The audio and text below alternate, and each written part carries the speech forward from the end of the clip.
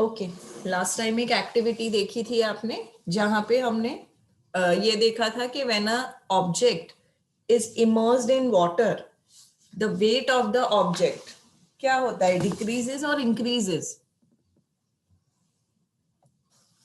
What happens? Decrease फिर से बोलिए. डिक्रीज होता है. करेक्ट, डिक्रीज होता है. और हमने एक प्रिंसिपल भी पढ़ा था, आर्किमिडीज प्रिंसिपल. अच्छा बताइए, कोई भी सब्सटेंस फ्लोट करेगा या सिंक करेगा वो किस पे डिपेंड करता है? Which physical quantity?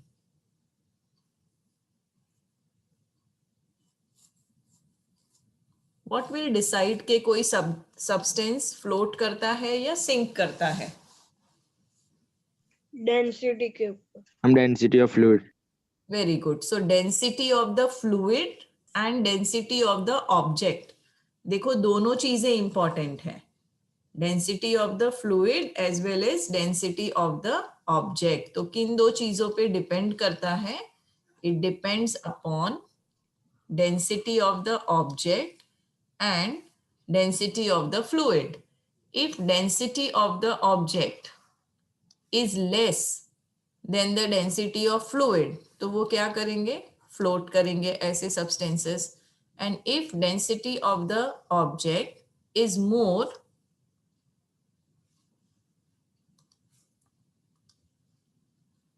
if density of the object is more than the density of a liquid, तो फिर वो sink कर जाएगा. यहाँ पे एक एक्टिविटी दिखाई है, आपको एक बीकर लेना है, उसमें पानी भरना है और दो चीजें देखनी है. एक है पीस ऑफ कॉर्क. आपको पता है व्हाट इज कॉर्क? एक ट्री के बार्क से बनता है कॉर्क और जनरली उसको शैंपेन की, अब कॉर्क्स यूज नहीं करते क्योंकि अब प्लास्टिक के कैप आ गए. पहले जमाने में यूज करते थे किसी भी लिक्विड की बॉटल के ऊपर लगाने के लिए. अभी भी कुछ इत्र की बोतल होती है या शैंपेन की बोतल होती है, उसके ऊपर कॉर्क लगा होता है. ठीक है, तो पहले आप कॉर्क को डालेंगे पानी में. What will happen? Will it float और it will sink? Float. Cork float. Float. फिर आप एक आयरन नेल लेंगे, कील लेंगे आयरन की बनी हुई, वो क्या करेगी? फ्लोट या सिंक? सिंक. क्यों? Sink. Why does a cork float? मैं वो बहुत मतलब थोड़ा ज्यादा बड़ा होता है और उसमें गैप्स होती है. Very good. कॉर्क फ्लोट्स क्योंकि उसका जो मटेरियल है, पहली बात तो उसका सरफेस एरिया इज लार्जर. दूसरी बात, अंदर जो मटेरियल है इट इज पोरस. ठीक है, तो डेंसिटी बेसिकली हमको फाइंड क्या करना है? हमको डेंसिटी फाइंड करनी है. और डेंसिटी का फॉर्मूला क्या है? डेंसिटी का फॉर्मूला है मास upon volume. So in the case of cork क्या हो गया?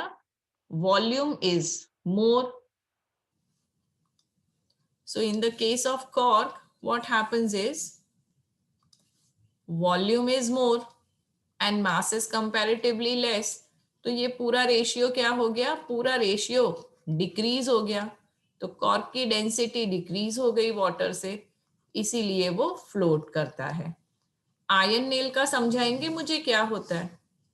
यस मैम, वो बहुत पतला होता है इसलिए. तो उसका वॉल्यूम कैसा होगा? लेस होगा. लेस. और कैसा होगा?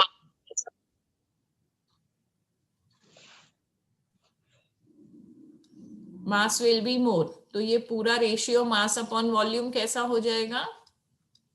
It will be more. Okay, so in the case of cork, upthrust of water, that is the buoyant force, is more than the weight of the cork. But iron nail में क्या हो रहा है? Density is more than density of water. तो जो upthrust है water का, buoyant force है, it is less than the weight of the nail. ठीक है, आपको समझ में तो आ गया है, but you should be expressing it in the right kind of words. आप जो भी explain करेंगे उसमें density का जिक्र होना चाहिए. So go through the explanation very nicely. I hope this slide is clear. Can I move on to the next slide? Yes ma'am. Okay, great. ये वाला एक्सपेरिमेंट आप ऑलरेडी लास्ट टाइम सीख चुके हैं और आर्किमिडीज प्रिंसिपल भी last time सीख चुके हैं. Let's revise it quickly. When a body is partially और fully immersed in a fluid, किसी भी चीज को हम पार्शियली या तो फुली किसी भी लिक्विड में जब इमर्स करते हैं, डालते हैं, तो क्या होता है? The body experiences an upward force. उस पे एक अपवर्ड फोर्स काम करता है. ये अपवर्ड फोर्स कैसे फाइंड करेंगे? It is equal to the weight of the fluid displaced by it. Last time हमने जो वीडियो देखा था उसमें हमने एक ट्रिक भी सीखी थी. क्या थी ट्रिक? ट्रिक थी अपवोल्ड, है ना? ट्रिक क्या थी, याद है आपको? अपवोल्ड. तो वो अपवोल्ड से कैसे ये फाइंड करेंगे? Upward force is equal to weight of the fluid displaced by it. ठीक है, तो आर्किमिडीज प्रिंसिपल का स्टेटमेंट याद रखेंगे. और यहाँ पे देखिए, वो जो स्टोन है उसको स्प्रिंग बैलेंस से सस्पेंड किया, ताकि यहाँ पे देखिए, जब वो एयर में था तब उसका वेट ज्यादा था. यहाँ देखिए वेट कितना था? इतना था. जैसे ही हमने उसको पानी में इमर्स किया, उसका वेट देखिए कम हो गया. तो there is a difference in weight. यहाँ पे भी देखिए, यहाँ पे इट वॉज 0.67 न्यूटन, यहाँ पे इट वॉज 0.40 न्यूटन. तो वेट कितना कम हो गया? 0.27 न्यूटन का फर्क आया, है ना? सो ऐसा क्यों हुआ? Because there is a force acting, buoyant force, which is actually nullifying gravity. Weight is the gravitational acceleration acting on it. यहाँ पे gravitational acceleration का इफेक्ट कम हो गया, और वेट का जितना डिफरेंस है उतना ही वाटर यहाँ पे डिस्प्लेस होगा. ठीक है, सो ये चीज हमने बहुत अच्छे से एक्टिविटी में देखी थी. समझ में आ गई थी आपको बच्चों? Yes ma'am. ठीक है, अब इसके यूजेस देखेंगे. बता तो दिया आर्किमिडीज ने ये प्रिंसिपल, इसके यूजेस क्या हैं, और इसके पीछे एक इंटरेस्टिंग स्टोरी भी है. एक बार जाके यूट्यूब पे देख लेना कि जब आपको किसी चीज, like when you are inquisitive about something, जब आपको कुछ जानना होता है, तब आप कैसे बिल्कुल उसी के पीछे, उसी के बारे में सोचते रहते हो दिन रात. तो आर्किमिडीज को ये जानना था कि किसी भी चीज का मास कैसे फाइंड आउट कर सकते हैं. वो जहां पे था ग्रीस में, देयर वाज अ स्टेट जहां पे वो था, और वहां के राजा ने एक गोल्डस्मिथ को थोड़ा गोल्ड दिया और बोला मेरे लिए क्राउन बनाओ. अब वो गोल्डस्मिथ के ऊपर बहुत ज्यादा डेप्ट था, कर्जे में डूबा हुआ था, तो उसने क्या किया? थोड़ी सी चीटिंग कर ली. किस सेंस में चीटिंग करी? उसने पूरा गोल्ड यूज नहीं किया राजा का क्राउन बनाने में. तो राजा को शक हुआ, उसने क्राउन तो बना के दे दिया, पर राजा को शक हुआ कि ये प्योर है या नहीं है. तो उस वक्त कुछ था नहीं to know the purity of gold. आजकल तो मशीन्स होती हैं, you try to find out from your parents. कोई भी सोने की चीज लेकर ज्वेलर के पास जाइए और उसको पूछिए कि इसमें कितना परसेंट या तो कितना कैरेट गोल्ड है, वो आपको तुरंत बता देंगे. कुछ स्टोन होता है उनके पास, उससे घिस के वो तुरंत बता देंगे कि ये गोल्ड कैसा है. उस वक्त उन्होंने, किंग ने आर्किमिडीज को बोला, you find out whether my crown is pure और नॉट. तो वो सोचता रहा काफी दिनों तक कि कैसे पता चलेगा कि ये प्योर है या नहीं. और फिर जब वो पब्लिक बाथ में नहाने गया, जैसे ही वो बाथटब में अंदर गया, पानी बाहर आया, तो उसको एक आइडिया स्ट्राइक हुआ कि देखो, जब मैं बाथटब में अंदर गया तो पानी बाहर आया. कितना पानी बाहर आया? Equal to my weight. तो उसको पता चल गया that the weight of the substance is equal to the volume of the liquid displaced. And that is how, जैसे ही उसके दिमाग में ये आइडिया स्ट्राइक हुआ, वो यूरेका यूरेका करते हुए बिना कपड़े पहने वहां से भागा, naked. So eureka means I found it, and that is why you have eureka here. Okay, समझ में आया आपको? Yes or no children? Yes ma'am. Yes ma'am. अब यहाँ पे देखिए, ये जो आर्किमिडीज प्रिंसिपल है ये कहाँ यूज होता है? फॉर डिजाइनिंग शिप्स और सबमरीन्स कितनी बड़ी बड़ी होती है. तो पहले शिप्स की बात करेंगे. Although they are so huge, multi storey building जैसी होती है, उसमें सब कुछ हो सकता है, पार्किंग लॉट हो सकता है, स्विमिंग पूल हो सकता है. आप सबने टाइटैनिक देखा है ना? Yes, ma'am. So such a huge ship it was, but Yes. ships can float on water. तो आर्किमिडीज प्रिंसिपल यूज करके they are made to float on water. उनको इस तरह से डिजाइन किया जाता है कि बोयेंट फोर्स मैक्सिमम एक्ट करे उनके ऊपर और ग्रेविटी मिनिमम एक्ट करे. Submarines, not necessary that they will always float. They can go inside the water also, depending upon the requirement. Next is hydrometers. Hydrometers क्या करते हैं? They determine density of the liquid. तो generally ये hydrometer कहाँ use होता है मैं आपको बताती हूँ. जब आप अल्कोहल बनाते हो, जैसे फॉर एग्जाम्पल आप वाइन बना रहे हैं या विस्की बना रहे हैं, तो आप क्या करते हैं, जो भी उसका प्रोसीजर है, आप फर्मेंटेशन करेंगे. अब आपको जानना है कि आपका जो वाइन या अल्कोहल या विस्की जो भी बना है उसमें कितने % अल्कोहल है. तब आप हाइड्रोमीटर यूज करेंगे, क्योंकि वाटर और अल्कोहल दोनों की स्पेसिफिक ग्रेविटी या तो डेंसिटी अलग अलग होती है. तो जब आपको जानना है कि ये मेरा वाटर या जो भी मैंने मटेरियल लिया था वो अल्कोहल में कन्वर्ट हुआ है या नहीं, you will use a hydrometer. So it will tell you about the density of the liquid. Alcohol बना है तो डेंसिटी ऑफ द लिक्विड कम हो जानी चाहिए, क्योंकि अल्कोहल की डेंसिटी वाटर से कम है. ओके. लैक्टोमीटर्स होते हैं which are used to determine purity of milk. आपको शायद पता होगा Gujarat is very famous for its milk dairies. Amul dairy is a very big cooperative dairy. तो बहुत सारे लोग वहां पे, बहुत सारे आसपास के जो गांव वाले हैं वो मिल्क लेकर आते हैं और वहां पे जमा करवाते हैं, बेचते हैं. तो वो मिल्क में पानी मिलाया है या नहीं वो कैसे पता चलेगा? तो उसके लिए लैक्टोमीटर्स होते हैं. देखो, फैट मिल्क का बेसिकली हम क्या मेजर करते हैं? मिल्क का फैट कंटेंट मेजर करते हैं. तो अगर ये फैट कंटेंट कम है, लैक्टोमीटर से पता चल जाएगा, और अगर फैट कंटेंट कम है मतलब दूध में पानी मिलाया हुआ है, accordingly they will be paid. Application समझ में आई आपको? Yes, ma'am. Okay. Yes. Next slide then. अभी हम ऑलरेडी बहुत टाइम से डेंसिटी की बात कर रहे हैं. So next topic is density and relative density. बहुत बार हमने डिस्कस कर लिया. Density is mass upon volume. Mass का यूनिट होता है किलोग्राम, वॉल्यूम का यूनिट होता है metre per cube. So this is KG and this is metre cube. तो डेंसिटी का SI unit, standard international unit क्या हो गया? KG per metre cube. आया समझ में?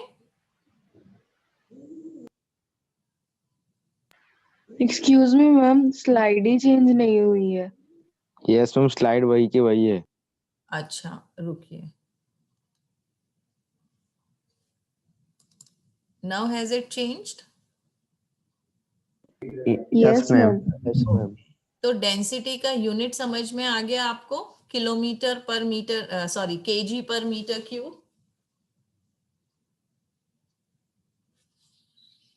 Yes, ma'am. Okay.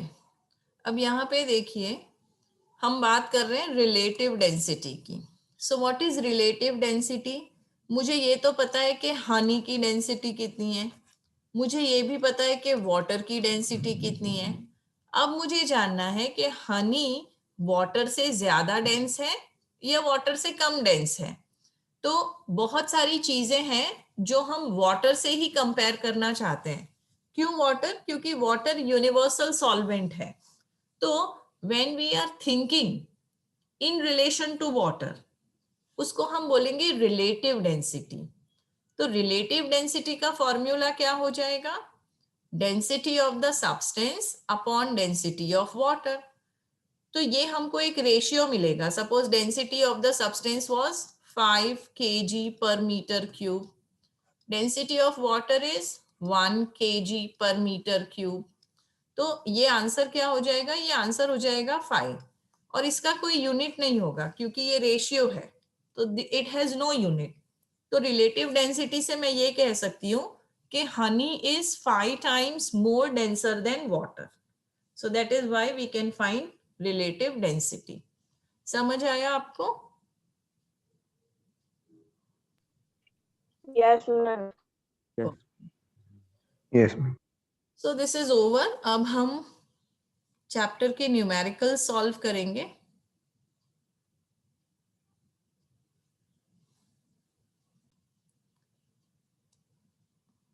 So the questions that we had just discussed,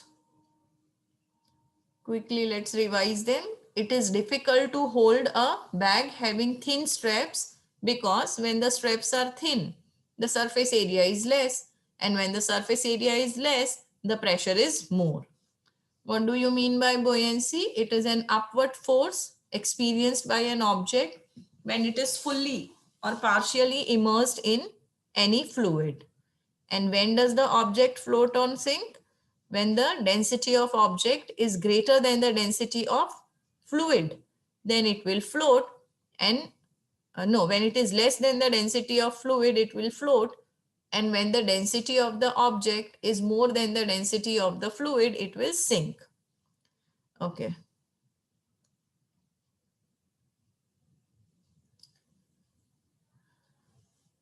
You are weighing yourself and the weighing scale says 42। आपने अपना वजन किया, 42 बता रहा है weighing scale।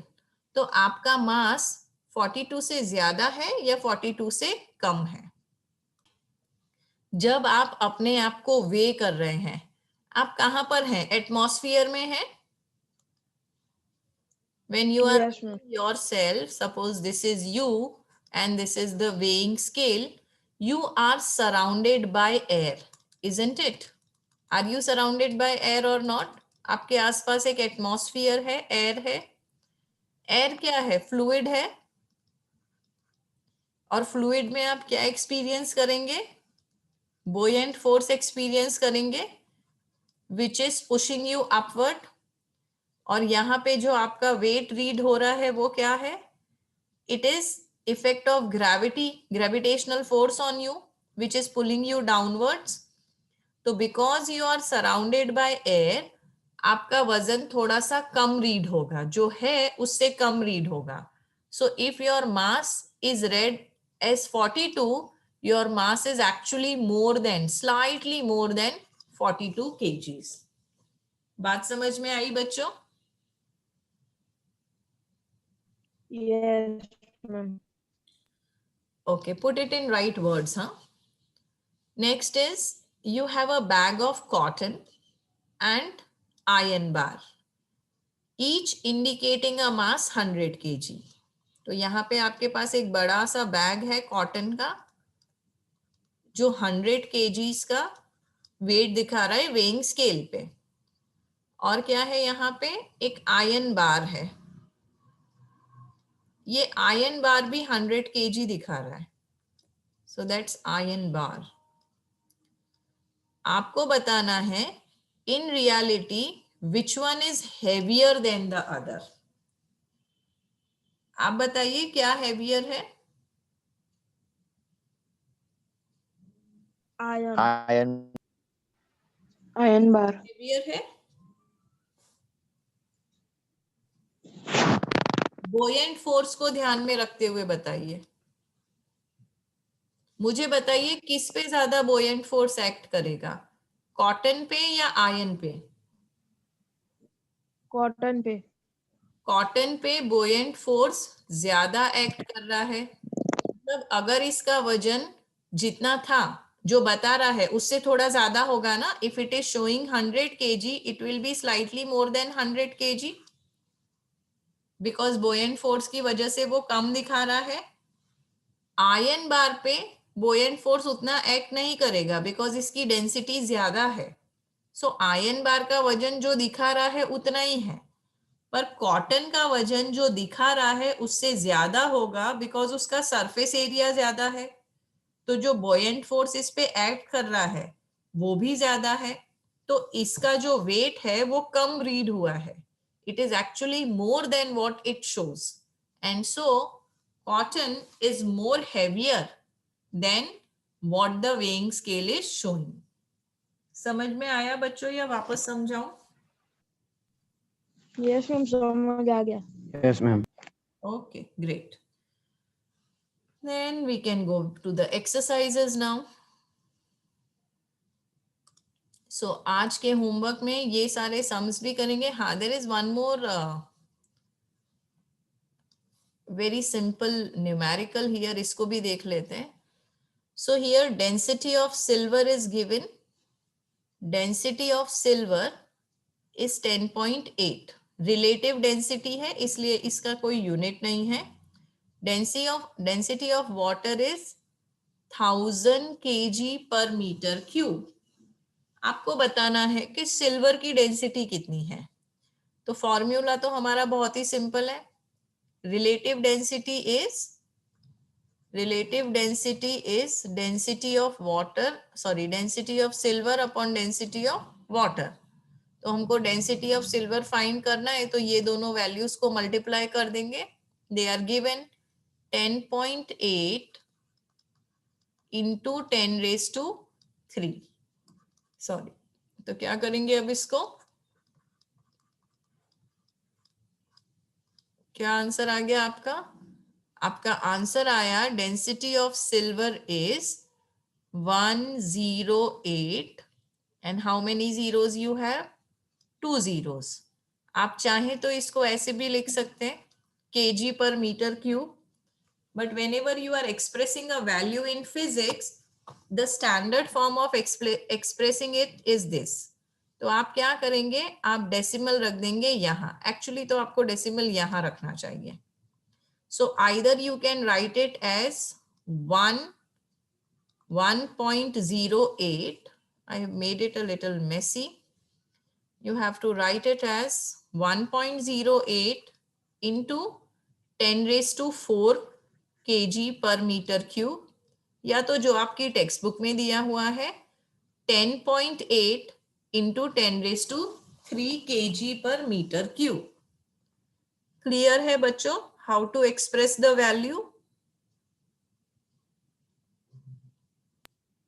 Yes, ma'am. ये तीनों सेम ही Yes, चीज है. ma'am. ये वाला एंड 10800 तीनों सेम ही वैल्यू है, but it is better if you express it like this. Okay, now we can go to the questions. How does the force of gravity, let me have my pen. So finally we have completed the chapter. Okay. How does the force of gravity between two objects change when the distance between them is reduced to half? ऐसे बहुत सारे questions आएंगे children. पहले एक simple तरीका बता देती हूँ इसको सॉल्व करने का, बाद में कैलकुलेशंस बताऊंगी. देखो आपका जो ग्रेविटेशनल लॉ था वो क्या था? Capital G is equal to m1 m2, no it was capital F, the force. So the gravitational force is equal to m1 m2 g upon d square. तो ये d डिनोमिनेटर में है और ऊपर से स्क्वायर भी है. तो d का जब d by 2 हो जाता है, इट इज रेड्यूस टू 4 ना. तो ये जो डिवाइडेड बाय 2 था, समझो पहले वैल्यू 2 थी, अब इसका स्क्वायर कर दो तो अब ये वैल्यू हो जाएगी 4, है ना. लॉजिक समझो.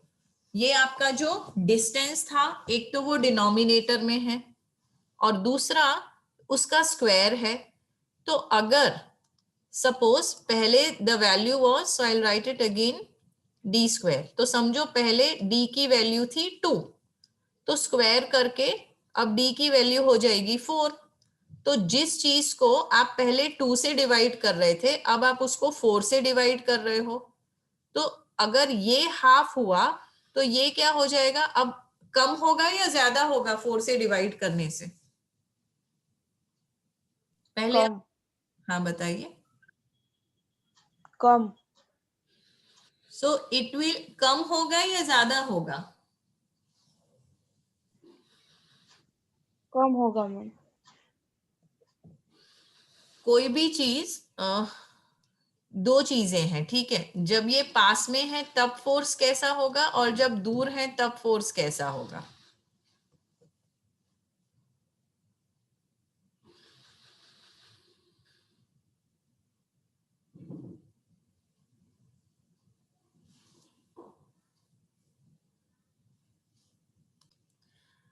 सो यहाँ पे देखिए मैंने क्या किया, यहाँ पे मैंने डिस्टेंस इंक्रीज कर दिया, 2 का 4 कर दिया।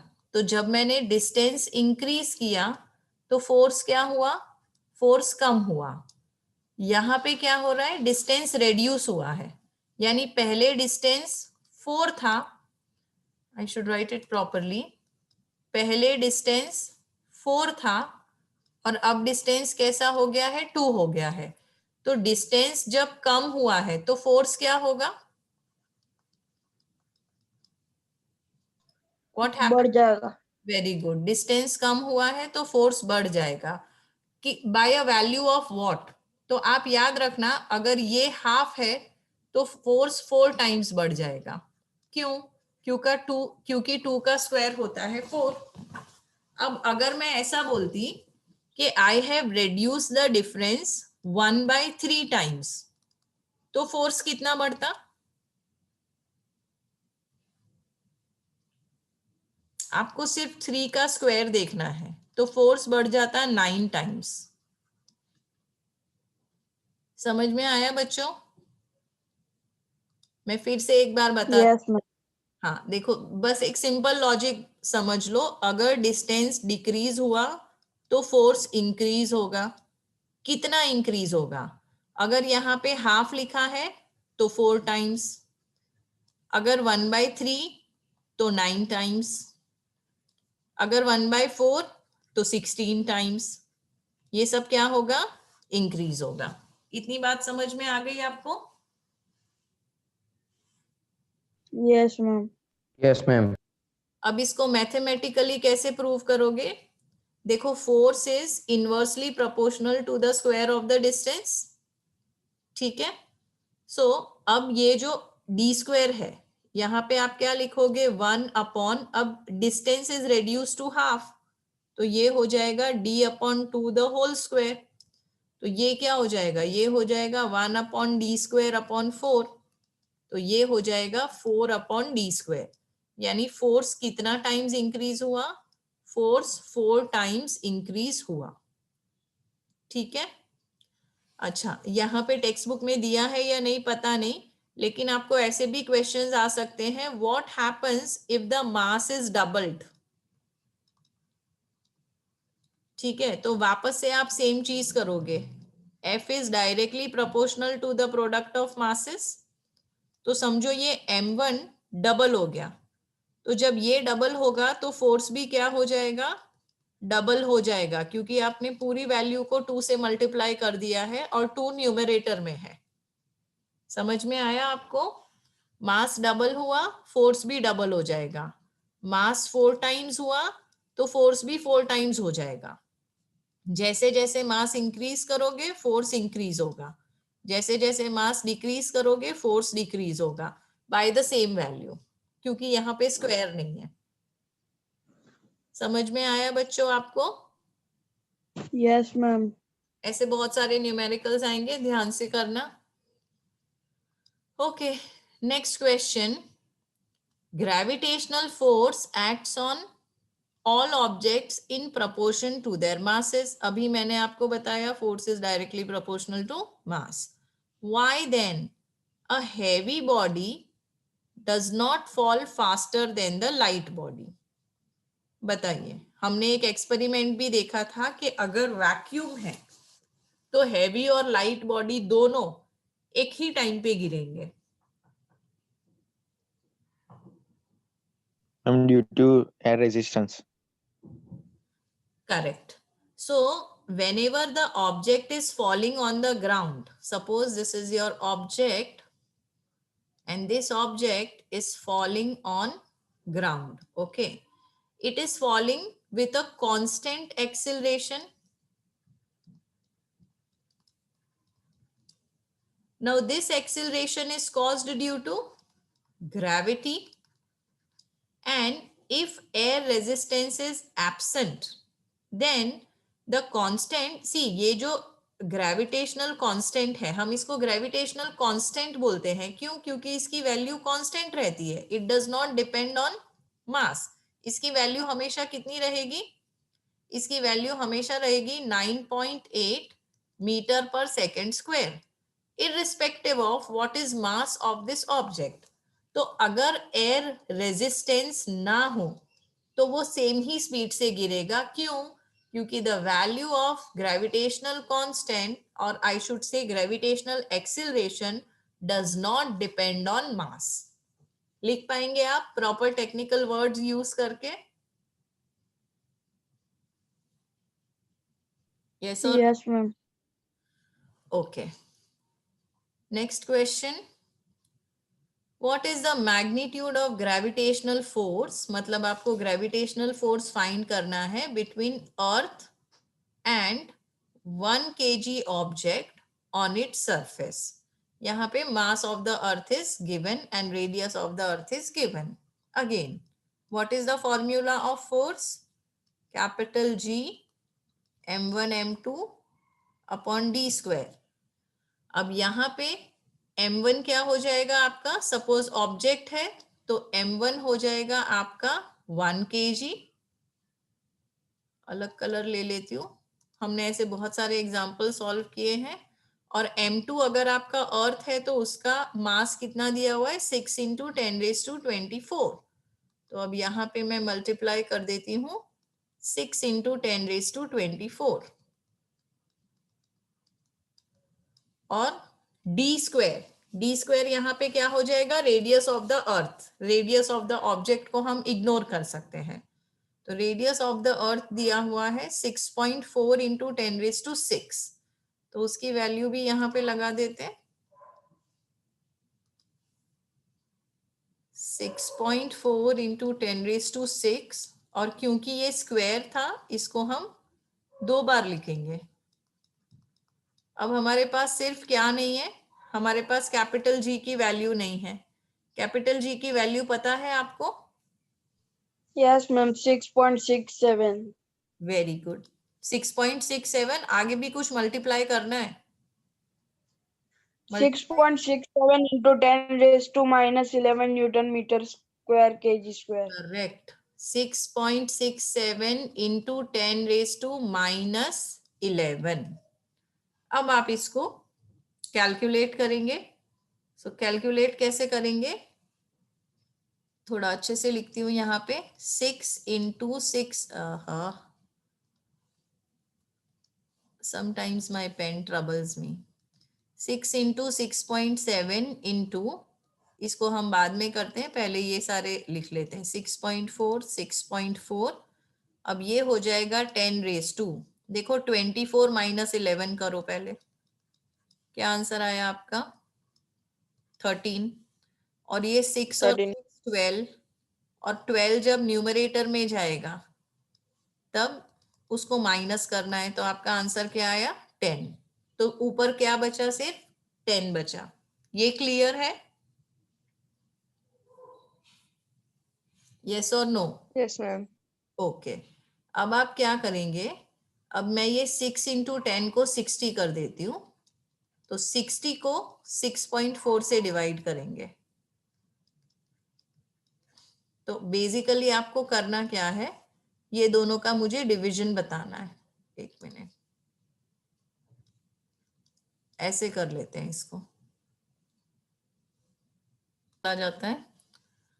तो आप पहले 60/6.4 करेंगे. आंसर आया 9.375. फिर 6.7 डिवाइडेड बाय 6.4 करेंगे. आंसर आया 1.042. इन दोनों को मल्टीप्लाई करेंगे. आंसर आया 9.768.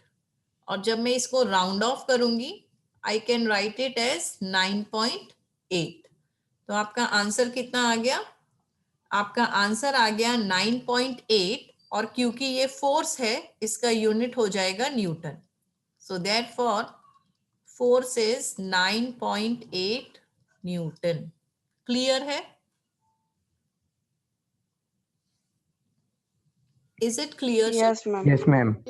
जब आप वीडियो देखेंगे स्क्रीनशॉट लेके ये सारी चीजें आप लिखते जाएंगे, सॉल्व करते जाएंगे। Okay, next. Earth and moon are attracted to each other by the gravitational force. Does the earth attract moon with a force greater or smaller or same as the force with which the moon attracts the earth? Why?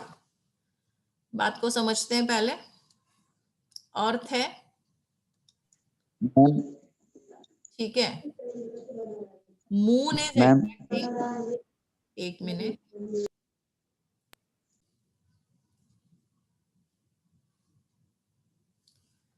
so this is your moon and this is your earth, ठीक है। Now I should be drawing this line till the center of the earth, so I'll do that. तो इसका जो, and let me take one more color, ये दोनों के centre में मैं एक लाइन ड्रॉ करती हूँ, ठीक है। So the force with which moon is attracting the earth will be equal to capital G m1 m2 upon d square, ठीक है। तो यहाँ पे देखो कैपिटल G तो यूनिवर्सल है, यहाँ हम मास ऑफ द अर्थ रखेंगे, यहाँ मास ऑफ मून रखेंगे और यहाँ दोनों के बीच का डिस्टेंस रखेंगे। तो हमको जो भी फोर्स की वैल्यू मिली, समझो x milli, so that is the force with which moon is attracting earth. Now earth is also attracting moon, उसके लिए मैं एक और कलर ले लेती हूँ। So earth is also attracting moon. Wait. So I will show it with the help of an arrow. How earth attracts moon. Exactly the same force है ना, क्योंकि देखो सारी वैल्यूज सेम ही रहेगी। अगर मुझे लिख के भी दिखाना है, all the values will remain same. Capital G की वैल्यू चेंज नहीं हुई, m1 m2 की वैल्यू चेंज नहीं हुई, d स्क्वायर की वैल्यू भी चेंज नहीं हुई। तो आप क्या बोलेंगे? Earth is attracting the moon and moon is attracting the earth with the same force. So the magnitude of force is same, but direction is different. ये इस डायरेक्शन में काम कर रहा है, ये इस डायरेक्शन में काम कर रहा है। And do remember, force is a vector quantity, so direction matters. समझ में आया बच्चों? Yes, ma'am. Yes, ma'am. Okay, is it becoming boring?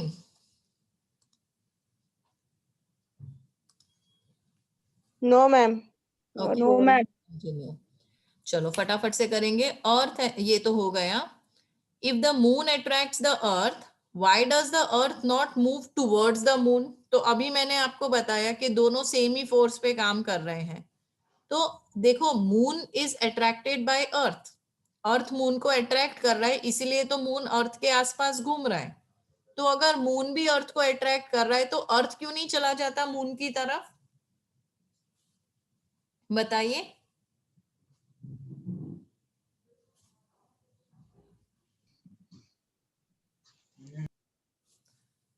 It is all about mass. Yeah, do you want to answer?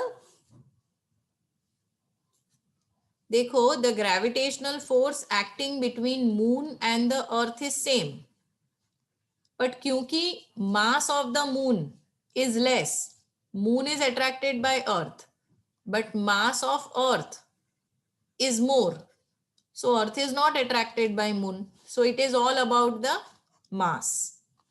समझ आया बच्चों? Yes, ma'am.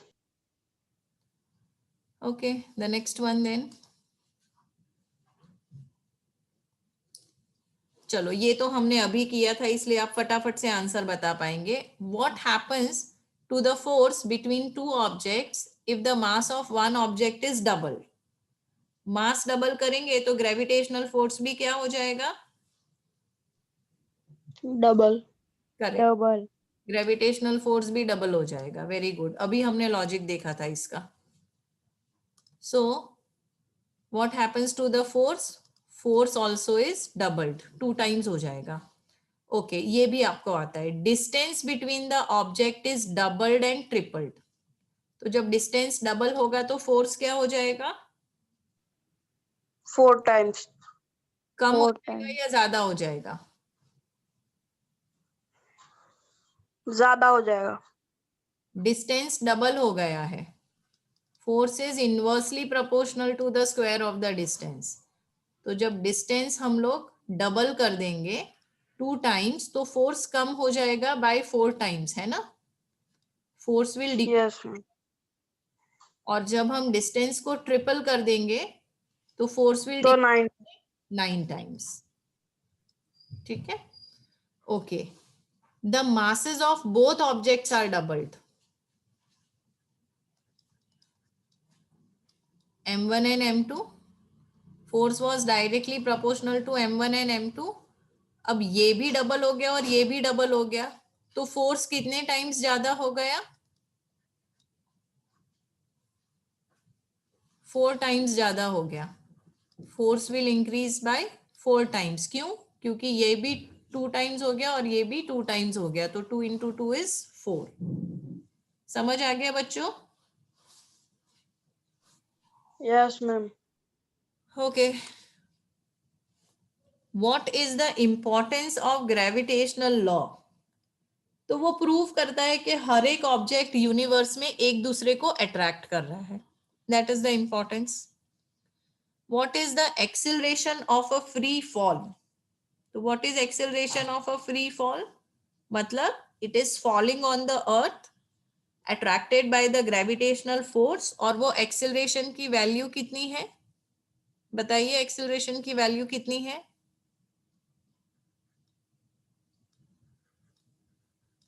9.8 meter square. Metre per second square. Okay. Next is Amit buys a few. एक minute. हाँ